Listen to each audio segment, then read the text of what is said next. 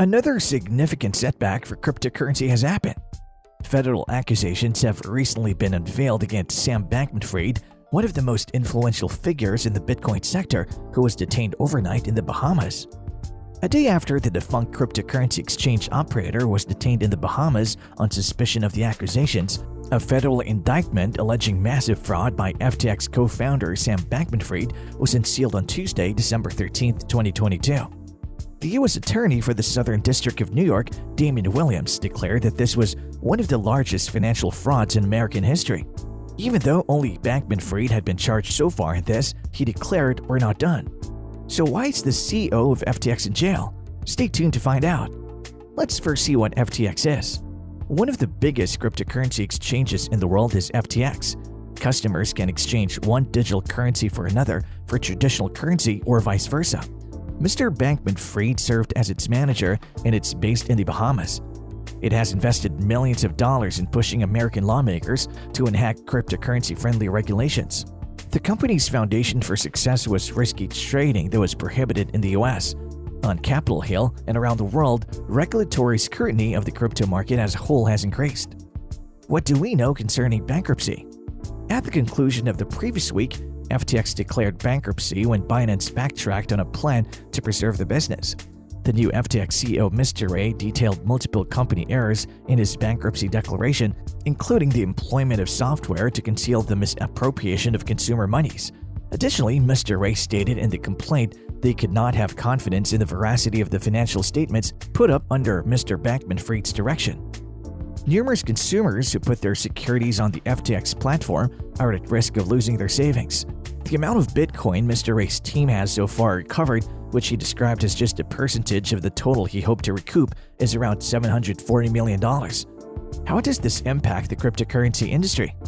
The cryptocurrency market has long failed to win over investors, authorities, and regular consumers with its reliability.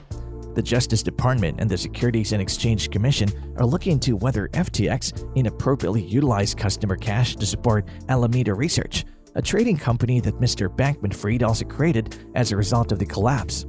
In May, the $2 trillion cryptocurrency market collapsed, and FTX provided financial lifelines to a number of failing businesses. Lenders like BlockFi and Genesis have declared delays in operations as a result of its fallout. Since November 8th, the cost of FTT, a native cryptocurrency token for FTX, has decreased by more than 90%. This month, the prices of Bitcoin and Ether have both decreased by roughly 19% and 24% respectively. Why did FTX get into trouble? FTT is used by traders for tasks including paying transaction fees. The chief executive of Binance, Changpeng Zhao, sold his investment in FTX back to Mr. Bankman-Fried last year, and part of the purchase price was made using FTT tokens. On November 2nd, the cryptocurrency publication CoinDesk reported on a leaked document that seemed to indicate that Mr. Bankman-Fried's hedge fund, Alameda Research, possessed an unusually high number of FTT tokens. Mr. Bankman-Fried established FTX in 2019 in large part because of Alameda's requirement for capital to operate its trading operation. However, due to the way the two organizations were set up, when one unit experienced problems in the spring, it had an impact on the other. On November 6, Binance declared that it would sell its FTT tokens in light of recent disclosures. As a result, traders quickly exited FTX out of worry that it would be yet another failing cryptocurrency company, which caused FTT's price to crash. Withdrawal requests totaling an estimated $6 billion over 3 days were handled quickly by FTX. It appeared to experience a liquidity constraint, which meant that it lacked the resources to meet demands. How did Binance get involved? On November 8th, Binance announced that it had come to an agreement to save FTX by acquiring the business. However, Mr. Zhao noted in the statement that Binance retains the option to terminate the arrangement at any time. In a separate statement, Mr. Bankman-Fried said that the agreement would safeguard consumers and permit FTX to complete processing their withdrawals. He added, "We're in the greatest of hands," in an effort to debunk allegations that FTX and Binance were at odds. Why did Binance and FTX's agreement fall through? Binance declared on November 9th that it would no longer purchase FTX, claiming that this decision was made as a consequence of business due diligence. Additionally, reports of misused funds and regulatory inquiries were raised. Retail consumers would suffer every time a significant player in an industry fails, according to a statement from Binance. We have observed over the past several years that the cryptocurrency ecosystem is getting more robust, and we expect that over time, anomalies that misappropriate user cash will be eliminated by the free market. Let's take a look at why Sam Bankman-Fried was arrested.